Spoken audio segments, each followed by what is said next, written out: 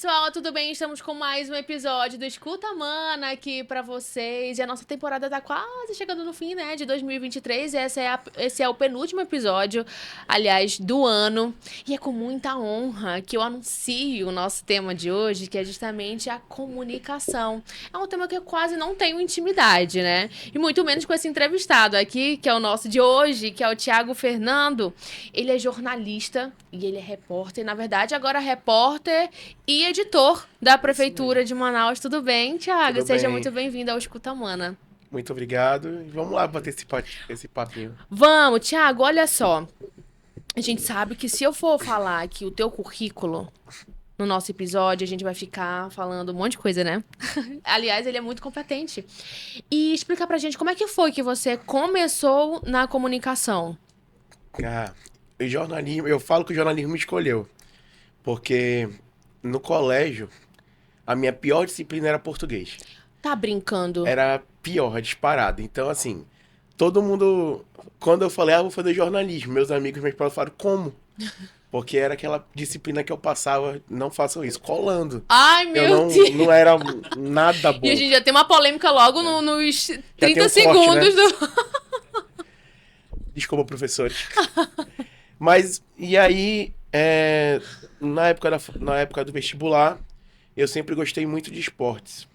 E eu falei, acho que uma maneira de eu trabalhar com esportes é através do jornalismo esportivo, que era o que eu gostava de assistir, de ler. Lia muitos jornais impressos antigamente, aquela parte do caderno de esportes. Antigamente, peraí, você tem quantos anos? Tenho mais de 30, tenho 32. Então, Olha, quase a minha idade. né? Aham. Então, esse contato me levou pro jornalismo, mesmo sendo uma grande barreira para mim. Uhum. E aí, quando eu entrei na faculdade, me apaixonei. Eu vi a importância da comunicação no nosso dia a dia, e não só para quem trabalha na área, mas para a sociedade. E aí, tudo começou assim, pelo amor ao esporte, me apaixonei pela profissão. Sabe o que que é muito legal você falar isso? Porque quando a gente fala de comunicação, as pessoas logo associam, por exemplo, especificamente jornalismo, que a pessoa vai ficar ali ao lado do William Bonner apresentando o jornal. Ou então, eu faço jornalismo, aí a pessoa já é que meio que julgada ali, como se não tivesse o padrão, mas a comunicação, o jornalismo, não é isso, né? Não, muito pelo contrário. Sim, é uma área muito ampla, muito ampla. Então, quando a gente fala assim, o jornalismo, que é, no caso, a nossa Sim, especialidade, não necessariamente você vai ser repórter, não necessariamente você vai apresentar um jornal, não necessariamente você vai ter a sua voz ali no rádio, mas tem sim. outras vertentes, né, da área. Sim, o jornalismo ele engloba fotografia, Isso. filmagem, edição, diagramação, a produção, que é a parte mais importante, porque nenhum repórter sai da redação de qualquer órgão ou de qualquer veículo de comunicação sem a produção. Então, aquela produção trabalhou antes para que o repórter pudesse ir para sua pauta. Então, é um setor que engloba vários profissionais, né? E que consegue atingir a sociedade como um todo. Agora você falou realmente uma situação que acontece diariamente, né? Que quando você vê uma equipe de reportagem na rua, aquela fase é uma fase de captação do material. Isso significa o quê? Significa que antes desse processo, pessoas se reuniram, pessoas discutiram, pessoas entraram em um consenso de que forma que o material vai ter uma direção. Então, é justamente essa direção que é a pauta. Isso. A pauta, os estudantes de comunicação já conhecem, que a pauta é como se fosse um papel desse daqui, ó. Um papel desse daqui. E no papel vai estar escrito qual é o assunto da sua pauta. Por exemplo, Prefeitura inaugura 3 escolas na manhã desta segunda-feira. Quem eu vou entrevistar, qual pergunta eu vou fazer e quais são as informações que vão subsidiar ali o meu texto. Não é isso, É Tia? uma diretriz, né?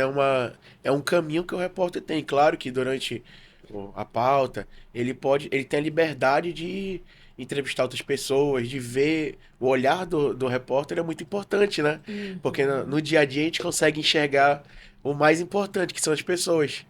Então a gente consegue ver coisas que a gente não foram programadas na pauta. Mas a pauta já é esse norte, né? Já é esse caminho que o repórter tem. E quando a gente encontra, como você falou, é muito legal falar isso. Quando a população vê uma equipe gravando, antes daquilo acontecer, muita gente já trabalhou. Então, Exatamente. essa magia do jornalismo não é uma coisa feita em cima da hora. Tem uma programação antes, né? Exatamente. Ah, eu não quero fazer. Ah, vamos fazer ali. O que que a gente tem pra fazer? Nada. Ah, então vamos fazer uma reportagem ali sobre o valor da cesta básica que teve um aumento significativo de 22%. Não, não é assim. Não. Então, de que forma que esse aumento da cesta básica vai impactar no bolso da dona de casa, vai impactar no bolso do aposentado, vai impactar na doméstica, ou então dos grandes empresários, quase nada. Sim. Mas O e porquê, né, o desse porquê, aumento. na tua avaliação, Thiago, hoje o jornalismo ele tá com senso crítico aguçado ou ele está acomodado? Polêmica. Polêmica, polêmica. Eu acredito que o jornalismo, ele é cíclico, né? A gente tem um país hoje dividido. E isso causa que as pessoas não consigam se aprofundar no que é importante, que é a notícia. E eu acredito sim que o jornalista já... Nós temos ótimos profissionais na área, gente. Temos em diversos veículos de comunicação, em diversas assessorias, órgãos profissionais maravilhosos que têm experiência e que ainda fazem um ótimo jornalismo. Mas um grande porém nessa pergunta é que eu acho que a população deixou de olhar para o jornalista e para o comunicador com o respeito que deveria. Não defendendo a nossa categoria, Ah, mas defendendo sim. é defendendo, mas assim, é mostrando que o profissional tá ali realmente fazendo um trabalho. Ele tá ali cumprindo a sua missão diária. Muitos dos acontecimentos do dia a dia são relatados e a notícia sai na mídia. A primeira coisa que as pessoas falam, fake news. Exatamente. Gente, nem todo veículo de comunicação faz fake news. Nós temos veículos que são centenários, têm décadas de experiência. Aqui na nossa cidade nós temos vários jornais super respeitados e com prêmios nacionais. Então esses veículos devem ser sim respeitados e lidos, porque dentro deles você vai conseguir as informações corretas dos fatos. Claro que a gente sabe que com a mídia social, com as redes sociais, muitas pessoas se aproveitam disso para conseguir clique, para conseguir mídia, para conseguir uma fama. Mas essas pessoas, elas não representam a categoria. Infelizmente, isso a gente pode falar, é 10% de um todo. Mas o todo está pagando por esses 10%. Na tua avaliação, o que que é fazer jornalismo? Fazer jornalismo, para mim, é aproximar a população do fato. Porque eu acho que todo jornalista tem que ter isso em mente. Você não está trabalhando para você. O que você está produzindo, o seu rosto, a sua voz, a sua matéria, ela só vai ter um sentido se a população vê. Se a senhorinha vamos lá, como o pessoal fala, a senhorinha do interior do Amazonas, lá do Jorge Teixeira, do Mauazinho, se ela conseguir ver aquela matéria e entender o que tá sendo dito. Eu acho que isso é fazer jornalismo. É levar para a população o que ela precisa saber. O que está ocorrendo, o que está acontecendo na nossa cidade. É informar o dia a dia. Porque, como eu disse, nós vivemos em bolhas. Sua bolha da sua família, sua bolha do seu grupo de trabalho, dos seus amigos pessoais, da sua igreja, do seu grupo de rock, música, esporte. Então, cada bolha consome aquilo que atrai a ela. E o jornalismo consegue furar essas bolhas. Ele leva para todas as pessoas a informação. Eu acho que é isso que é o importante. O jornalista não pode deixar nunca de lado isso. Precisa levar para a população a informação correta. Pode ser as denúncias, pode ser as notícias boas, pode ser informativo, pode ser o serviço, tem que levar para a população. Até porque a gente também está falando de processos de apuração. Então, quando você vê uma notícia, hoje todo mundo está nas redes sociais, né? Então, vamos para as redes sociais. Então, Sim. quando você vê uma notícia nas redes sociais, é claro que a pessoa fica, poxa, mas será que é verdade? E aí, o que que ela vai fazer a partir dali? Ela vai recorrer a algum outro meio que ela sinta segurança de que aquela informação seja verdadeira. Mas para que aquela informação realmente tenha uma veracidade, ela passou por um processo de apuração. E quem é que faz esse processo de apuração? O profissional da comunicação, o jornalista. Então, quais são esses processos de apuração? Bom, Jogar pro Thiago. puxando para a redação de jornal, quando aparece alguma notícia, a gente procura os órgãos responsáveis. No caso da prefeitura, procura a SENCOM, né, que é a Secretaria de Comunicação, procura as outras secretarias que nós temos, infraestrutura, turismo, cultura, turismo e eventos, trabalho, e secretarias em gerais, para pegar os dados oficiais. E esses dados, gente, são dados que estão à disposição da população, estão no portal da transparência. Então, por isso que é muito importante quando você vê uma notícia, em qualquer lugar que seja, principalmente na rede social, não veja só o título, ou não veja só o que está na foto, aquilo que chama a atenção.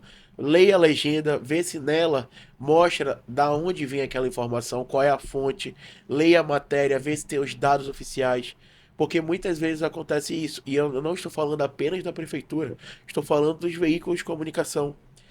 Muitas matérias, infelizmente, não têm apuração com todos os dados corretos. Não faz todas as etapas. Tem aquela pressa de querer divulgar o material rápido, mas não passou pelos dados dos tribunais, pelos órgãos responsáveis. Então, assim, eu acho que ver as fontes que estão sendo utilizadas é o essencial. Porque a gente teve, vou expor aqui uma polêmica dessa semana, a da faixa azul, por exemplo. Muitos vereadores, até os nossos vereadores fazem isso, falaram do aumento da faixa azul.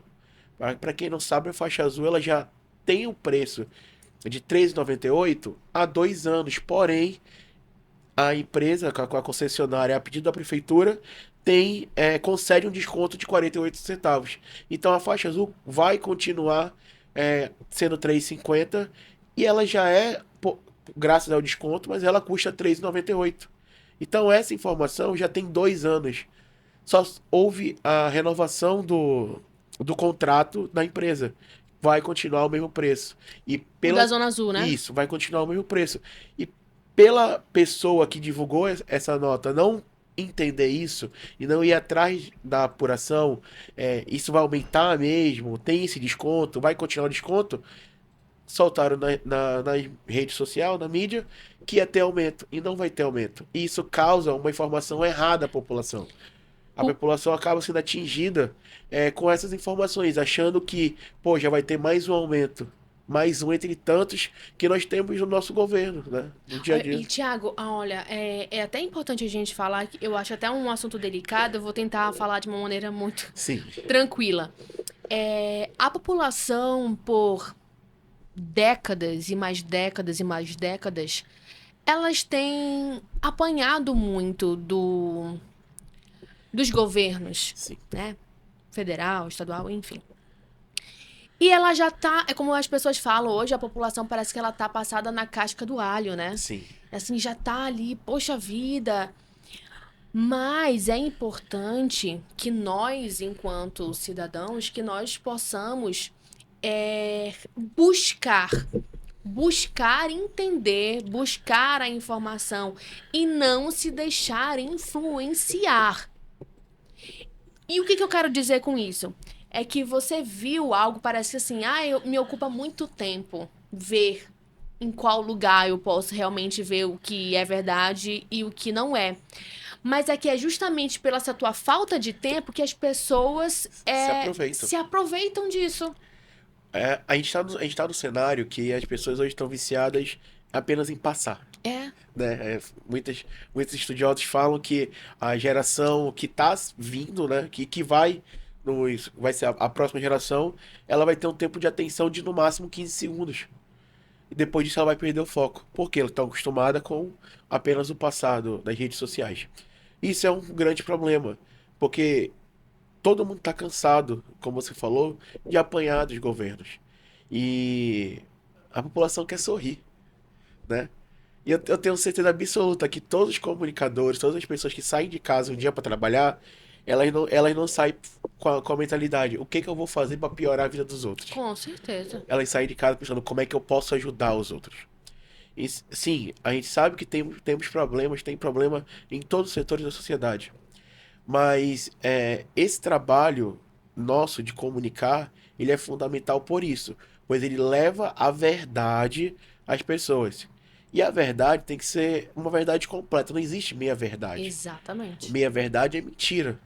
Você está se aproveitando da pessoa que tem menos informação, da pessoa menos instruída, está se aproveitando da massa que carrega o nosso país, que é a massa da classe média para a classe baixa.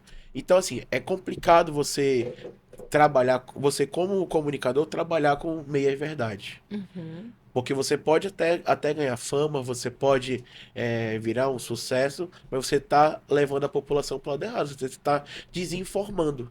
A informação correta tem que ser a base da profissão. Por isso que diante desse fenômeno, a população ela não pode se deixar levar por isso. Não, nem um pouco. Hoje a gente tá aqui no podcast. Eu sou um consumidor assíduo de podcast. Nós temos muitas opções muitas maneiras de conseguir informação. São podcasts, são vídeos, nós temos sites muito bons, veículos de comunicação, nós temos páginas em todas as redes sociais que nos informam. Mas mesmo assim, a gente tem que ter aquele olhar crítico, entender por que que a mudança aconteceu na sua cidade. Talvez essa mudança ela foi causada por uma decisão federal, por exemplo. Uhum. Então, por causa da decisão do governo federal, o governo estadual teve que tomar uma decisão e o governo municipal tomou outra. E são essas coisas que muitas vezes a apuração falha. Ou falha por ter pressa, ou falha mesmo por querer prejudicar a pessoa A, B ou C. Exatamente. Agora você falou isso, me fez recordar que hoje eu tava vendo um vídeo de uma pessoa que tava falando sobre iniciativas de um grupo de pessoas que limpavam igarapés. Não sei se você chegou a ver esse vídeo. E aí eu fui ler os comentários, né? Aí os comentários é justamente, porque realmente a prefeitura tem que fazer isso. Mas está na Constituição que limpar igarapés é fazer ali como é que não, é o desassoreamento e tudo Isso. mais. Tá na Constituição que isso é de responsabilidade estadual. Aí tem lá na Constituição, você abre lá e tem um artigo lá que as lâminas d'água fluviais, não sei o que, não sei o que, tá lá. Que é de responsabilidade. Aí tem da União, não sei o quê. Aí tem a responsabilidade estadual.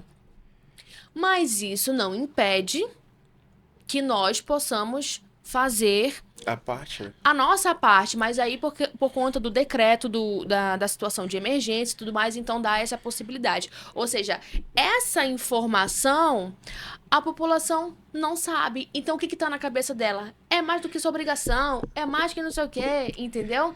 E é muito legal e importante que todos nós possamos entender qual é a nossa função. A nossa função aqui é justamente fazer esse trabalho, a sua função é justamente manter em condições saudáveis as nossas lâminas d'água, os nossos rios, enfim. E aí a gente economiza a nossa energia, os recursos, para que possam ser implantados em outros lugares. Falta um pouquinho mais desse discernimento, assim, ou realmente a gente passa por algo muito cultural? Na verdade, falta um pouco de conhecimento. Mas assim, eu não culpo a população. Não, sim, sim. Porque são detalhes que realmente são poucas pessoas que vão saber, porque vão se aprofundar. Eu acredito que falta também um pouco mais de divulgação, não da parte dos órgãos públicos, por exemplo, prefeitura, governo federal, mas de veículos de comunicação, de influenciadores, explicarem quais são as obrigações do governo. Quais são as obrigações da prefeitura? O que faz um vereador? O que faz um deputado estadual? Um federal? Quais são as suas responsabilidades? Nós vemos muito isso trabalhando na prefeitura. Esses comentários, como você falou, em várias situações. Como, por exemplo, assalto a ônibus. Segurança pública não é uma responsabilidade da prefeitura de Manaus, é do governo do Amazonas. Claro que a prefeitura pode e está trabalhando para melhorar isso. Monitoramento dos ônibus, câmeras de segurança, fortalecendo a guarda municipal, mas ela não pode, por exemplo, ter um guarda dentro do ônibus. Porque Uhum. isso, a segurança, o ônibus, é pelo sindicato, o Sinetran, então estaria prestando serviço para o sindicato, Isso. já seria contra a lei. E não, então, assim, esse é um dos casos. Outro caso muito conhecido, saúde. A prefeitura, ela é responsável pela atenção básica, que são as UBS, as casinhas da família, antigas casinhas que estão sendo modificadas agora. Hospitais é o governo. E temos alguns hospitais que também são federais, né? Então, assim, essa responsabilidade, ela é dividida na cidade, na sociedade. Mesmo quando você morando em Manaus, tem coisas que você está reclamando em Manaus, mas que é de responsabilidade federal. Uhum. Tem ruas e vias que são do governo, tem vias que são da prefeitura. Nós temos vias que não que o acesso, por exemplo, ao UFAM, Universidade Federal, ali é um espaço federal. Então, assim, é muito importante ter essa comunicação e ter essa informação para que as pessoas fiquem conscientes do que elas podem cobrar e claro que elas podem e devem cobrar, Sim. mas cobrar das pessoas certas Ex- naquela situação. Exatamente. Agora, Tiago, como é que é um dia de redação? Redação é o ambiente ali, né? Eu tô falando aqui, sei lá, de uma maneira mais técnica e talvez as Sim, pessoas não entendam, mas vamos do escritório. qual é o dia? Como é que é o dia a dia do seu escritório? Lá na prefeitura, como é que é um dia assim de jornalista? Bom, é um dia muito corrido. O jornalista não tem tempo, não tem vida. Esposa de jornalismo é uma guerreira, um guerreiro, porque ele abre mão muitas vezes de eventos sociais, de aniversário de família, Natal, Ano Novo, a gente não sabe o que que é. Muitas vezes a gente está trabalhando, a gente manda o Feliz Ano Novo por mensagem ou faz uma ligação rapidinho porque a gente Aham. está na pauta. É, Geralmente, as pautas da prefeitura acontecem durante o dia inteiro, né? Da manhã à noite. Nós temos eventos e ações durante o dia de diferentes pastas. Então, o repórter, quando chega na Sencom, ele já sabe quais são suas pautas do dia. Ele já foi informado, no dia anterior. E aí ele sai com a sua equipe, se vai até o local. Manaus, gente, é muito maior do que vocês imaginam. Em 3 anos de prefeitura, eu já caminhei mais quilômetros do que 7 anos em redação de jornal. Porque Nossa. Manaus é imensa. E tem dia que a gente sai da Zona Oeste, que é onde fica a sede da prefeitura e a sede da Sencom, vai para a Zona Norte, depois vai para a Zona Sul, vai para a Zona Leste. Então, assim, a vida do jornalista tá sempre mudando, né? Um frenesi. E a gente vai para a pauta, colhe o que está acontecendo, faz as entrevistas com os responsáveis que estão lá no local daquela secretaria e tem a melhor parte para mim, que é o contato com a população. Por quê? O jornalista, como eu disse, ele leva a comunicação para essas pessoas, para a população. E você sabe muito bem disso.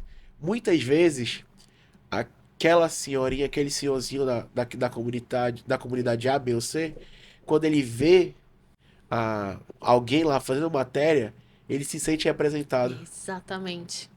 É muito legal esse contato com as pessoas, porque você não está escutando apenas o lado institucional, que é o diretor da secretaria ou o secretário, não. Você está escutando quem está recebendo realmente.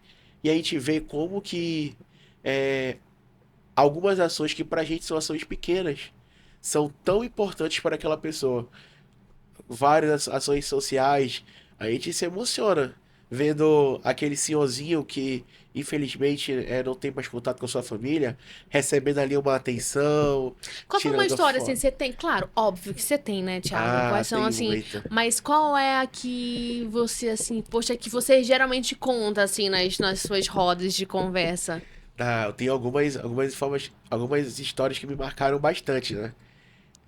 Eu tenho, da época de jornal, tem uma que foi uma atleta que eu entrevistei uma vez numa academia pequena, lá no Manoa, e passou o tempo, né? Foi logo nos primeiros anos que eu tive de jornalismo, e eu acho que uns 5 6 anos depois, eu já estava em outro veículo, e Uhum. eu fui cobrir um campeonato, e essa moça foi campeã.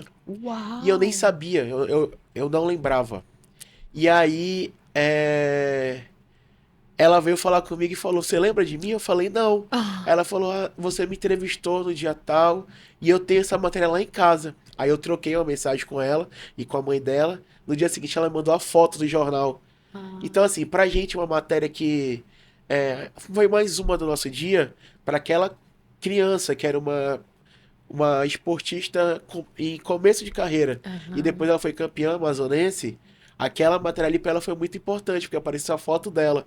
Então, assim, essa é uma, mas pela prefeitura eu já cheguei a chorar. Eu Eu também. lembro que eu sou muito sentimental com idosos. Eu também. E aqui com Eu, criança também. idosos e crianças pega muito, mas assim, eu tenho uma ligação forte com idosos por causa dos meus pais, né? Minha mãe é uma idosa, meu pai também, quando faleceu, era idoso. Então, eu encontrei um senhorzinho numa ação social e ele tava feliz porque tinha uma moça fazendo a unha dele. Oh. Aí tinha um rapaz cortando o cabelo, limpando. Aí ele falando, eu tô me sentindo jovem aqui. E aí eu conversando com ele, a gente conversa, né? As pessoas, muitas vezes, eu até falo, muitas vezes as pessoas só querem ser ouvidas, Uhum. né? O tempo que você dá para uma pessoa é a coisa mais valiosa. Porque você pode dar um presente, pode dar uma coisa, você pode comprar. Só que o tempo você não compra. Então, se você tirou um minuto que seja para ouvir uma pessoa contar uma história, esse um minuto não volta mais. Então, isso é a coisa mais importante que você pode dar. E esse senhor ficou conversando comigo, sei lá, uns 5 minutos lá, falando que, quem fazia minha unha era minha esposa. Mas infelizmente ela faleceu. Aí meu coração foi, sabe, quebrando Ai. assim. Aí no final ele todo feliz, a gente fez a foto, peguei a entrevista. Aí ele foi e me deu um abraço. Aí eu abracei ele. Na hora que eu saí assim, lagrimando. Aí o pessoal, Thiago, tá chorando? Eu falei, tô. Mas isso é o nosso dia a dia. A Sim. gente encontra pessoas, são histórias reais. A gente não tá lendo livro, a gente tá vivenciando aquilo. Então essa é a parte mais bonita do jornalismo. E um dia nunca é igual ao outro, Não. né? Por mais que ali a gente já sabe mais ou menos a nossa pauta, mas às vezes a gente nem sabe. A gente chega na redação e aí, ó, por enquanto tá de boa, mas é só falar que já aparece uma outra, a gente já pega o material, vamos embora, cadê o material da live e vai. E é muito legal isso, porque a gente tem ali a possibilidade de conhecer e contar novas histórias, conhecer pessoas, de se emocionar, de se envolver. Ai, porque o jornalismo ele tem que ser imparcial, mas ali a gente se envolve na história, né? A gente tem ali aquela questão da humanidade, do humano, do tato. Enfim, é algo realmente muito, muito legal. Você contando essa história, quer falar? Pode. Não, eu ia falar que o ser humano é um ser socializável, né? Então, Isso. social, a gente gosta de pessoas. Eu acho que ninguém se sente feliz sozinho. Eu sei que as pessoas têm momentos da vida, ou momentos do seu dia que você quer apenas estar na sua caverna, em paz. E isso é maravilhoso. Eu amo isso. Mas uma vida só não é uma vida alegre. Então, assim, muitas vezes a gente encontra histórias e situações que a gente acaba ligando a fatos da nossa vida, né? A gente, assim, convejo, você pode falar bem, nós temos pessoas ali que acabam sendo da nossa família, que a gente tem um carinho especial. Nós temos o seu Gilmar, Uhum. Dona Lu, que Aham. tá ali há mais de 30 anos. Assim, são pessoas que a Milena também, que é uma refugiada, veio pra cá e reconstruiu a vida dela. Então, assim, essas histórias não é só na rua que a gente encontra no nosso dia a dia, em todos os lugares. Exatamente, e é muito legal a gente contar essas histórias, a gente poder vivenciar isso tudo. Agora, eu ia te fazer uma pergunta, eu até. Ah, tá, sim. Sobre as histórias que você contou, me fez recordar de uma. Na época eu não estava pela prefeitura, eu estava em uma outra emissora, mas eu estava grávida. E me colocaram para fazer uma pauta de uma criança, Pedrinho, o nome dele, que ele tinha. Agora não me recordo qual era o nome da doença dele, mas é uma doença que é aqui na. Na costa, É na na, coluna. é na coluna, não sei se era. Não é paralisia infantil, mas eu não me recordo muito bem. E ele não tinha ali a segurança na cabeça, ele era todo muito molinho, ele era muito molinho. E aí chegou o momento da gente pegar a Sonora. A Sonora é quando a gente vai entrevistar, né? A mãe e o pai. E a mãe com a criança no colo. E eu me segurando, não, porque jornalista não pode chorar. Porque jornalista não pode fazer isso. Porque jornalista, então, eu sou jornalista completamente fora do padrão. Porque eu choro, porque eu faço, porque eu pergunto. E nesse dia aconteceu tudo que os manuais falam que não pode fazer, né? E eu chorei. Chorei de, assim, de, falei, gente, me desculpa. E eles ficaram, assim, mais emocionados. Só que eu tava grávida, né? Então ali os hormônios e tudo mais. Ok, fiz ali a matéria, mas passou um tempinho, eu fui pegar meu telefone. E eu já tava seguindo os pais da criancinha, do Pedro, no Instagram. E eu fui, nesse dia, fazer a minha ultrassom. E eu tava no carro, aí eu fui passando, né, as fotos. Quando eu vi a foto do Pedrinho, ele tava internado no Santa Júlia, com um pai pedindo socorro. Nossa, naquele dia, que era um dia super especial pra mim, que eu ia saber, ia conhecer ali, ver se tava tudo certo com o coraçãozinho, uma outra criança tava internada. Tiago, eu chorei muito, muito. E eu liguei pro pai, eu perguntei o que ele tava precisando, se pudesse ajudar. Na época, até o meu marido, olha, me desculpe, mas ela tá muito emocionada, ela tá grávida. Ou seja, eu peguei aquela história pra mim e graças a Deus ele conseguiu eu acho que é um medicamento que era super caro, eu acho que era 2 milhões de reais. Eles estavam fazendo um negócio assim, enfim, mas conseguiram, graças a Deus. Pedrinho tá saudável, Pedrinho tá super bem, mas na época foi algo que ali ficou assim pra mim. Ah, eu lembro até hoje, né? Mas beijo, Pedrinho. Depois eu faço recorte, coloco no meu Instagram. Eu acho legal esse nosso contato que a gente tem com as pessoas, porque isso a gente leva pra vida. Sim. Eu lembro, por exemplo, um dos primeiros plantões que eu fiz na minha vida na redação de jornal. E pra quem não sabe, quando o repórter tá de plantão, ele cobre tudo. Então a editoria, durante a semana, plantão é tudo.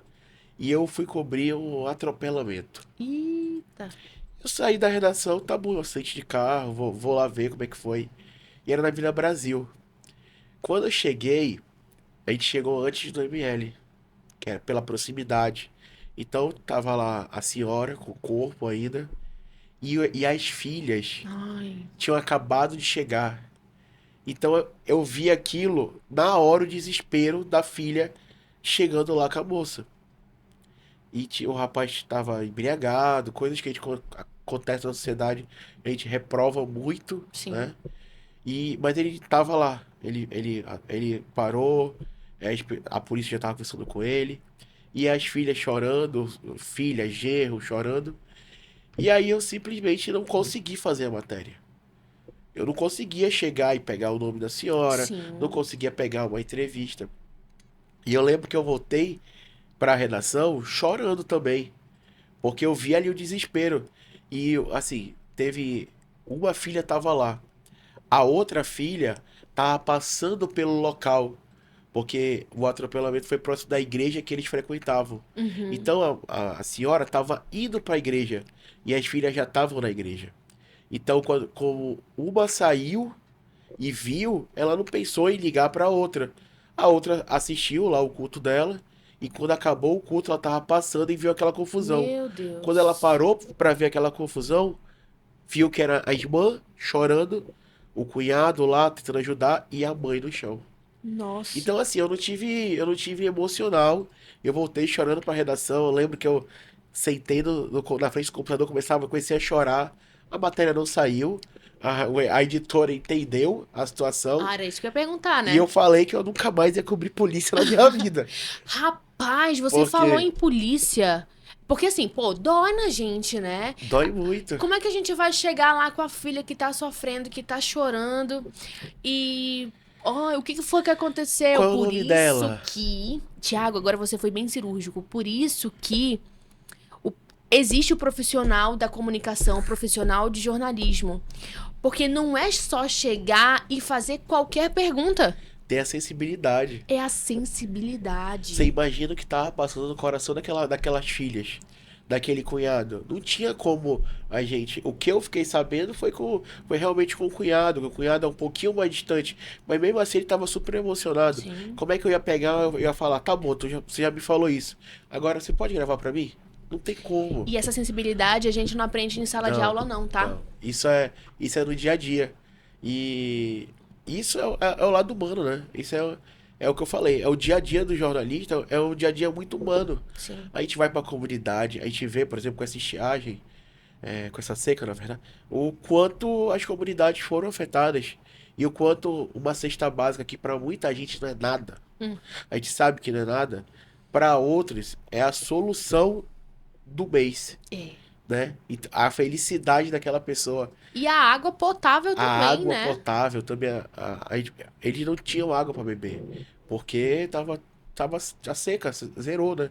Não zerou, gente, mas aonde passava o rio, eles estavam andando a pé. Então não Uhum. tinha como fazer. Exatamente. Então, essa operação estiagem da prefeitura, que vocês fizeram, a Foi. cobertura, é uma operação que está sendo muito louvável. Por mais que agora o nível do rio já esteja Ah, subindo, mas ainda ainda assim. assim eles estão passando por dificuldades É porque o logísticas. prejuízo ficou, né? Sim, O que a prefeitura e os outros órgãos conseguiram fazer foi minimizar. O prejuízo ficou. Isso é uma coisa que a gente não pode controlar, é a natureza. É ir se adaptando e buscando soluções para isso. Mas acho que esse é o papel da prefeitura. Assim, a gente vê muitas ações que, para muita gente, o pessoal até fala pão e circo. Mas a gente sabe que não é. Quem tá não. lá no dia a dia sabe. Uma ação que eu acho incrível da prefeitura é, por exemplo, a parada natalina. Ai, é linda Pra muita demais. gente, aqui é uma crítica que eu vou fazer para as pessoas que ficam criticando na internet e comentando: Ah, a- vai sair por aí com o carro enfeitado, levando personagem. Gasta dinheiro com outra coisa, gente. Isso aí é obrigação da prefeitura oferecer lazer para as crianças. E vá numa comunidade, vá numa zona periférica da cidade, onde a mãe não tem o dinheiro do ônibus, por exemplo, para ir no shopping, para o filho ver tudo enfeitado. Vá Uhum. nessa área e veja lá em loco a felicidade daquelas pessoas, daquelas crianças, daqueles idosos que não podem sair de casa, não podem se locomover muito, vendo a parada natalina passando na porta da sua casa. Ver aquela criança brincando com aquela neve artificial, aquela espuma, como se fosse neve. Aquele lúdico que está sendo oferecido ali, aqueles 15 minutos, 30 minutos de lazer, de felicidade daquelas crianças, aquilo ali ela não vai esquecer nunca mais. Uhum. O que para muita gente isso é normal, você ir no shopping, você viajar, você ir a alguns eventos onde tem tudo isso à vontade, para uma classe da nossa cidade, para uma boa parcela da nossa sociedade, isso é um sonho. Exatamente. Então, assim, não menospreze as ações que são feitas, não. Porque para muitos aquilo vai ser a única vez. Sabe, Thiago, o que você falando assim, é até importante a gente ressaltar que é importante que as pessoas possam olhar com bons olhos para o que tem sido feito aqui na cidade de Manaus. Por exemplo, Operação Estiagem. Nunca em outras gestões as comunidades elas foram atendidas nesse tempo. Sobre parada natalina, a importância disso tudo que você acabou de falar agora. Uma coisa que, só a gente interrompendo, porque é muito importante a gente ver o ciclo, né? É, em setembro, a prefeitura realizou o Som Manaus. Som Manaus, para quem foi, um evento totalmente de graça, só o que você fosse consumir que seria pago. Porque tinham empreendedores ali, informais, autônomos vendendo seu alimento, vendendo sua bebida e estavam aproveitando. Tinha artesanatos. Então, assim, tinha artistas locais se apresentando. Tinha artistas ali que eu sou fã do Sileno, sendo tava tocando. Eu sou fã do Nicolas Júnior, o Nicolas Júnior tocando no Isso. passado. Tinha Oficial 80. Então, assim, tinha muitas bandas locais. Tinha Isabela Ribeiro, que também, que é do público gospel, que foi nossa representante no The Voice. Então, assim, tinha muitos artistas tendo uma oportunidade que nunca tiveram. Movimentou a classe artística. Movimentou o empreendedorismo. Movimentou o turismo, porque teve uma grande atração nacional, mundial, que foi o David Guetta. E eu conheço pessoas que vieram de São Paulo, vieram de Belém. A gente encontrou pessoas lá no evento que deram sua entrevista, pessoas da Colômbia, bandeira da Venezuela, bandeira da Argentina, pessoas que vieram de fora para a Amazônia para acompanhar. Então, se movimentou esses setores. Sensacional. Além disso, a troca pelo ingresso foi para ter segurança para as pessoas. Porque já foi um evento que, se fosse aberto ao público, ia dar mais de 1 milhão de pessoas. E 1 milhão de pessoas no espaço que cabe 100, não ia dar certo. E falam, então por que que não faz em outro lugar? Por que que não faz assim? É Porque é engraçado que. lei. Exatamente. É uma lei que vem desde a gestão passada. Se eu não me engano, é uma lei de 2014 que obriga que o festival Som Manaus Passo a Passo seja no centro histórico para revitalizar o centro histórico. Essa aqui é a Essas finalidade. pessoas que falam, que reclamam, são as mesmas pessoas que não vão ao nosso centro. Quantas pessoas vão no nosso museu, vão na nossa praça Dom Pedro, conhecem aquele espaço da cidade que é um espaço tão bonito. São as mesmas pessoas que querem que vá para o centro da cidade porque é mais perto da sua casa. Não Exatamente. valoriza. E aí, nesse evento, teve a troca de ingressos por alimentos. Esses alimentos, gente, foram utilizados na Operação Estiagem. Olha. Coisas que muitas pessoas não divulgaram isso. Mas a prefeitura divulgou, fez suas matérias, tá nas suas redes sociais. Esses alimentos que foram arrecadados, essas toneladas de alimentos, se eu não me engano, não lembro o número correto, mas foram mais de 8 mil cestas básicas que fizeram com os alimentos do São Manaus. Então, é uma cesta básica, não é 1 quilo de alimento que foi entregue, foi uma cesta básica. Então, Foi uma parte, Thiago? É uma parte, né? Ou foram todas? foi quase 100% revestido para a Operação Estiagem também. Aham. Então, assim, um evento que teve doação de alimentos já ajudou que outra operação fosse criada no momento desse que não é programável, que era a Operação Estiagem. Pois é, a Operação Estiagem que o Thiago tá falando é só pra lembrar antes que cortem as nossas Sim, falas e claro. coloquem deturpada aí nas redes sociais. A Operação Estiagem a gente teve a primeira fase Fase e agora nós estamos na na segunda segunda fase. fase, que já conta com recursos do governo federal. Mas a Isso. primeira parte foi com recursos da Prefeitura de Manaus. Exatamente. E isso que você falou sobre, por exemplo, São Manaus, as pessoas falam muito, né? Ah, é porque é festa aqui. Ah, porque é festa acolá. Ah, porque é só festa. Mas vocês conseguem entender, todo mundo, né? Justamente o que tá por trás disso, que vai movimentar o autônomo que tá com a caixinha dele de água bem aqui, ó. E vai ganhar Uma coisa muito dinheiro. importante que eu não falei. O Som Manaus foi um evento, os shows foram pagos pelo setor privado. Uhum. Não saiu do custo da prefeitura. O São Manaus, ele teve um orçamento desse ano que foi muito maior, o tamanho do São Manaus, o orçamento foi menor. Gastou-se menos na organização do São Manaus esse ano do que nos anos anteriores. E o evento foi muito maior. Então, assim, e como você falou, o evento em si, ele é uma grande festa para a população que estão lá. Mas para quem vive naquele segmento, quem é o autônomo, que é o empreendedor individual, só ele sabe o quanto é importante ele estar com a sua geleira ali, vendendo seu energético, sua água, sua cerveja, seu refrigerante, tá vendendo seus churros, seu churrasquinho. Esse setor é o que mais ganha nesses eventos. E eu falo isso no carnaval, que não é nem um evento realizado pela prefeitura, mas os vendedores autônomos são os que mais ganham. Os ambulantes, Então, assim, as pessoas não têm um olhar para como isso movimenta uma classe. Quantas costureiras conseguem garantir os seus 6 meses de trabalho com a confecção de abadares pro carnaval?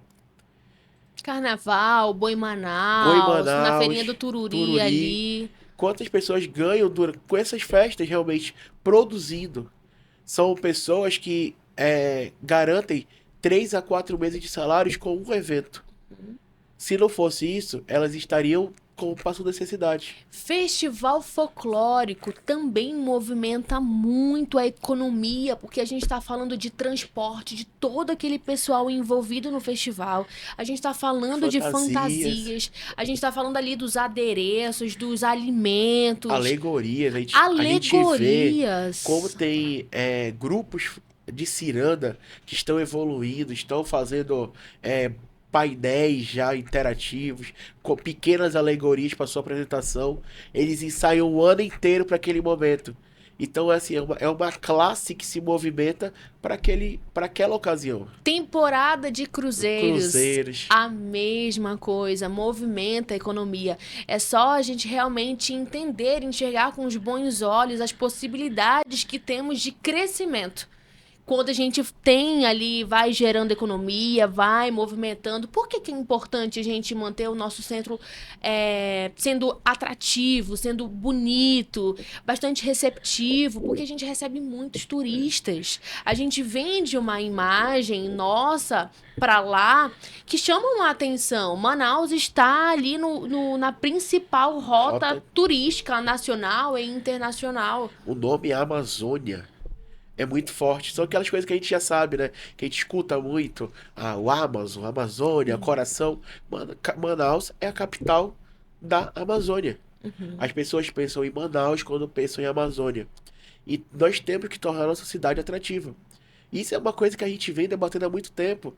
Graças a Deus, nós temos o nosso polo industrial como a nossa principal fonte de riqueza. Mas e a parte turística? E é isso que tem acontecido. Quem visitou o parque Amazônia Mendes, que é o Gigante da Floresta, e viu aquela concepção numa área que antes era um alagado, que teve que passar um Prosamin, que agora tá ganhando uma área de lazer. Quem não enxerga aquilo ali com bons olhos, não se coloca na pele do cidadão da Zona Norte e da Zona Leste. Eu e você, a gente é de uma geração que cresceu na rua brincando. Cresceu na rua jogando bola, brincando de papagaio, peão, pipa, correndo. Queimada. Quantas vezes eu tenho pra casa sem a tampa do meu dedão, por exemplo? E assim, hoje é muito raro a gente ver isso. Uhum. Pra mim, o meu parque de diversões era o Centro Social Urbano do Parque 10, CSU do Parque 10. O meu também. Era o meu parque de diversão. Para essa geração de agora, o Gigante da Floresta vai ser o seu parque de diversão. Quadras de esporte, vários, futebol, vôlei, tem a área pet para brincar com seu cachorro, tem Tem a área de Praça Molhada caminhada, também, tem a né? Praça Molhada, que é uma coisa sensacional. Nossa, as crianças amam, amam, amam. E está na Amazônia, uma Praça Molhada na Amazônia é coisa perfeita. E ainda vai vir outras etapas, vai vir a parte dos grandes animais, que é a segunda etapa que vai ser lançada. Então, assim, essa importância desses espaços para o nosso turismo é gigantesca. O turista vai vir para cá, vai ter espaços para visitar quando ficar em Manaus. Mas para a população é muito maior, porque vai fazer parte do seu dia a dia. Entendeu? E a gente, inclusive, Thiago, temos o Réveillon, né? O Ah, nosso Réveillon agora. Esse vai ser um assunto pro nosso próximo episódio. opa. Aqui eu acho que vai ser o que vai finalizar a nossa temporada de 2023. Com o pessoal da Manaus Cult pra gente falar justamente do Réveillon. Que é um Réveillon que vai ser grandioso também, né? Inclusive, a gente volta naquela tecla das festas e tudo mais. Ai, quais são as atrações e enfim. Mas é aquela possibilidade de ganhar o seu dinheiro, é uma possibilidade, sim, de entretenimento, é uma possibilidade, sim, de você vivenciar a questão do pertencimento ali, você na Ponta Negra, com a sua família, acompanhando os fogos silenciosos, porque tem muito dessa questão, né? Ai, Ponta Negra vai fazer um... Não, são os fogos silenciosos e é um Réveillon que vai ser descentralizado. Tem uma coisa que as pessoas esquecem, e é um ditado, a população tem a memória curta. As pessoas têm uma memória curta. A gente tá em 2023. Quem não lembra que 2021, de 2021 para 2020 para 2021, foi um Réveillon que não teve. Uhum. Porque todo mundo tava em casa, tomando seus cuidados por causa da pandemia. Elas esquecem como aquele Réveillon foi diferente. É. Você não podendo passar com seus amigos, com seus conhecidos, não poder dar um abraço no seu melhor amigo, em alguém da sua família que não mora na sua casa. Essas comemorações são comemorações que devem ser feitas assim. É uma passagem, é uma mudança de ano que deve ser comemorada. Só quem não viveu isso, ou parece que esqueceu, que não sabe a importância disso. E o Réveillon desse ano vai ser mais uma prova que Manaus continua crescendo. Manaus que a gente viu há 3, 4 anos atrás, não é a mesma que a gente viu agora. Uhum. Manaus ficou marcada no mundo pelas valas, infelizmente. Sim. Hoje não. Hoje Manaus é uma cidade empreendedora, é uma cidade alegre, é a cidade dos grandes eventos, é uma cidade colorida, é uma cidade que está investindo no turismo, que vai ter grandes inaugurações ano que vem, como o Mirante Lúcia Almeida, o Mirante Rosa Almeida, que é no Encontro das Águas. Então, gente, o nosso papel vai ser divulgar. Exatamente. Como comunicadores, nós vamos divulgar. Exatamente. E o Thiago fala com um sorriso no rosto, porque é assim. A gente tá debaixo de sol, debaixo de chuva, mas a gente tá ali justamente para passar todas as informações. E é importante que possamos entender também quais são os meios, né, de comunicação. A gente tem os nossos VRs, que são os vídeos releases, temos as nossas redes sociais, que pegamos a informação, a gente adapta justamente para você que tá ali na telinha do seu telefone. Temos o nosso podcast, que você pode nos acompanhar no carro, no seu trabalho. Nossa, que honra, hein? Né? Em casa. Então, assim, é você realmente entender que há muitas ferramentas para que você possa ter acesso a todas as informações da prefeitura, né, Thiago? Com certeza, a prefeitura está no seu dia a dia. Se você quer saber alguma coisa que está acontecendo na sua cidade, procure as nossas redes sociais, Facebook, Instagram, TikTok. Procure que a gente vai estar lá. No TikTok tem o Thiago dançando? Não tem. Mas tem a Flávia, eu acho. Não. Ah, eu dancei com a Virgínia Olha aí, tá lá no vendo? Sou Manaus. Gente, eu nunca entrevistei tanto famoso na minha vida como eu entrevistei no Sou Manaus, sabia? Entrevistei Zeca Pagodinho, Virgínia, Zé Felipe, Kevin, o Cris, todo mundo ali Pra mim foi Humberto Gessinger, que Ah, foi é pra mim verdade. Porque você foi no sensacional. outro palco, né? Bruno do Biquíni Cavadão. Então, assim, é o lado bom da nossa profissão. A gente realiza sonhos, né? E qual é o lado ruim? O lado ruim é porque não tem Não tempo tem mesmo. vida, não tem vida. Não tem tempo, mas tem muitos lados bons. Com certeza. Né, Thiago? Thiago, eu quero muito agradecer a tua presença aqui com a gente. Thiago que agradeço. Fernando, ele é jornalista super competente. Inclusive, ganhou uma faixa. Cadê sua faixa? Ah, faz tá em casa. Poxa, ele ganhou uma faixa como o melhor repórter. É repórter? Foi. Melhor repórter de 2023 da Sencom. Ele que tá debaixo de sol, debaixo de chuva, tá escrevendo, tá ali correndo, tem que ter o pique e tudo mais. Eu mando mensagem pra ele, Thiago, me ajuda aqui com o teu áudio, ele já envia. E é assim a parceria, né, Thiago? Ah, com certeza.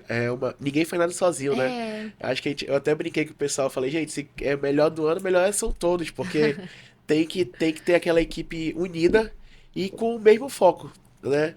As pessoas realmente, a equipe inteira ter essa vontade de levar a informação completa para a população. Exatamente. Thiago Fernando, jornalista, repórter da Prefeitura de Manaus. Muito obrigada pela sua participação aqui com a gente no nosso penúltimo episódio da temporada de 2023 do Escuta Mana. E as portas estão abertas. Eu acho que para esse ano ainda não vai dar tempo, mas 2024 é todo seu. Eu que agradeço, Flavinha, pelo espaço, pelo convite. e que 2024 seja muito bom para todos nós. Amém. Que a nossa população consiga ter mais acesso às informações, que a gente continue fazendo nosso trabalho e que a prefeitura continue mudando a cara da nossa cidade. Exatamente, até porque o trabalho não... Não para nem um pouco e não fica pouco. É isso aí. Muito obrigada, Thiago, mais uma vez. Espero que você tenha gostado, se divertido com o nosso episódio. É claro que a gente preparou com muito carinho pra você. Tem vários outros episódios aqui do Escuta Mano para que você possa acompanhar na questão da infraestrutura, na questão de habitação, na questão de cursos preparatórios, enfim, diversos assuntos aqui para que você possa ter acesso a essas informações, tá bom? Beijo grande pra você e até o próximo episódio.